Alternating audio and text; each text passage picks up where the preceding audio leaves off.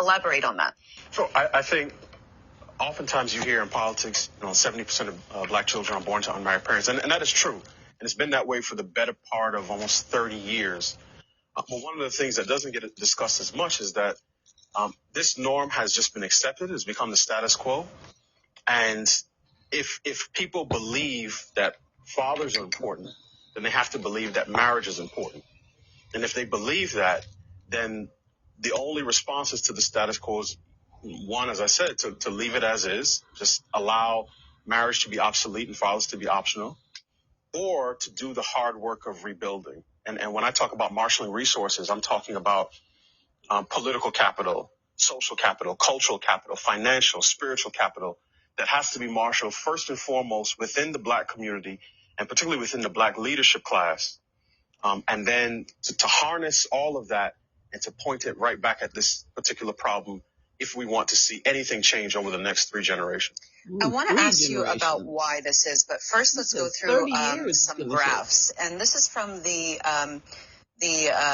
OJP.gov, and this is about living arrangements of children living in the United States. So this is a government website. And this has a graph going back to 1971.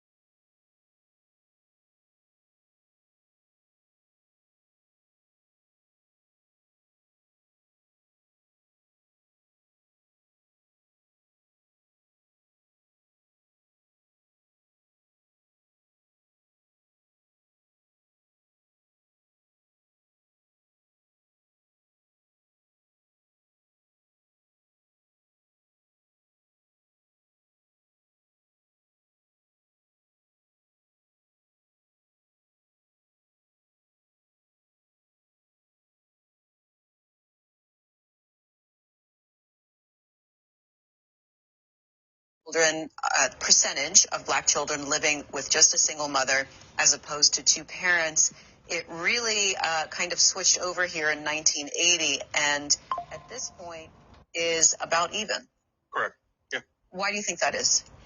So as I said, I think that slight uptick, my hope is that it's a sign that trend will continue. Correct. That more children will be raised by two parents. But when you go back to the other graph in terms of non-marital birth rates, and when you see these those two lines diverging that way, I call that the poverty paradox. Because in 1959, the black poverty rate was about 55%. It declined steeply over the next couple of years, but it was still fairly high. But at that point, fewer than 25% of black children were born to unmarried parents. And what you see over the next few generations is that poverty continues to decrease down to 18% in 2023, while the non-marital birth rate continued to increase. And as I said, crossed over 50% in the 1970s and has been at or around 70% since the 1990s. So many people will assume that non-marital birth rates or non-marital births are caused, that the root cause is poverty. Well, parents don't have enough money. But what you can see is that even as poverty decreased, the number of children born out of wedlock has increased. So it's hard to say that there's one particular reason for the uptick. But as I said, there are many factors, including cohabitation and remarriage, multi-partner fertility, where parents may have more than one child with more than one partner, that could point to that slight increase over the last few years. So let's take a look at Harvard sociologist Christina Cross. Mm-hmm. She is an author, and she talked about the role of economics in this topic. She's an author. It is true that when Black children grow up with both parents, they tend to experience advantages, and they do tend to have improved outcomes.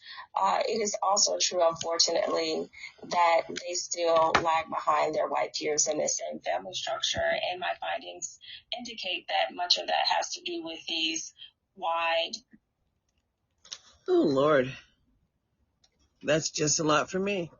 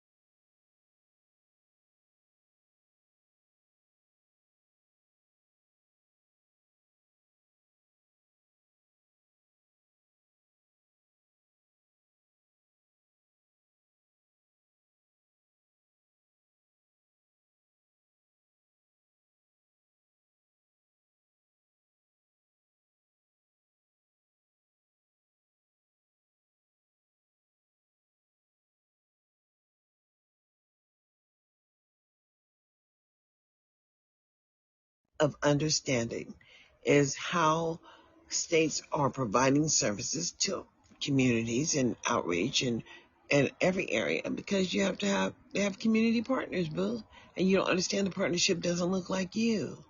But we're playing this game in America as we are participants, or are we? Because when you choose to be heard, who has to listen to you? Absolutely no one. So you just keep on doing you, boo, as I do me every day. I will tell you, check into my podcast over there on Spotify. It's called Parent Empowerment half an hour. It's on Spotify. It's been on Spotify for years. Or you could just follow me out here on Podbean, Citizen Anderson, or Darlene Anderson 1958 on Instagram, because we do Instagram also, or Facebook, Darlene Phillips Anderson. But hell, educate yourself, as we all have choices in America. I'm going to switch out phones. So I'm going to get off for now, but I'll be back. I might even go over there on YouTube for a minute. Hey, y'all have a blessed day.